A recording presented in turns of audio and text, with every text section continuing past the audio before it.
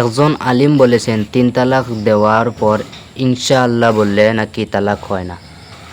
ঠিক আছে, আলিমে যেখান কইছেন এখান খিলা তাইন কইছেন যান্ত্রা হকিকত মাসলা ঠিক আছে। মাসলাও ইয়াতা হলো আহাব্বুল, মাসলাও ইয়াতা হলো যদি কোনো মানুষে 3 তালাক দেয় আর 3 তালাকর লগে 1 তালাক 2 তালাক 3 তালাক ইনশাল্লাহ ও একদমে ইনশাল্লাহ যদি হয়েছে তো তালাক হইতো না।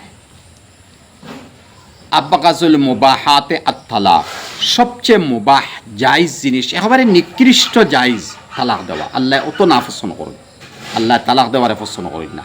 এর লাগিয়া একদমে 3 তালাক হইয়াও লগালগ যদি ইনশাল্লাহ ইনো দম লইছে না হই লইছে তে তালাক হইছে না, যেহেতু ইনশাল্লাহর অর্থ যদি আল্লাহ সাইন, আর আল্লাহ কোনোদিন তালাক ইখান সাইন না, পছন্দ করেন না। এর উল্টা কোনো মানুষে কইছে আমি 10 লাখ টাকা মসজিদে দেবো ইনশাল্লাহ, একদমেও হোক দম লইয়াও হোক তো ইনশাল্লাহ কইছে দেওয়া লাগবে। আল্লাহ যদি চাইন, এর মতবিকার নাই আল্লাহ ইনো আল্লাহ চাইতরা ওয়া আনফিকু ফি সাবিলিল্লাহ, তুমি আল্লাহর রাস্তাত মসজিদ মাদ্রাসা দেও।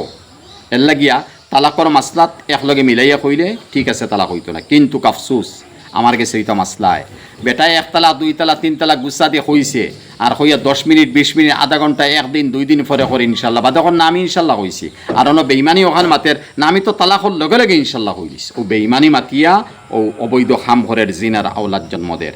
এর লাগিয়া ইনো 1 সেকেন্ড 2 সেকেন্ড 10 সেকেন্ড 1 মিনিট পরে হইবা আর খাম হইতো নাই, একদমে তালাকর লগে ইনশাল্লাহ হইছে তখন ঠিক আছে।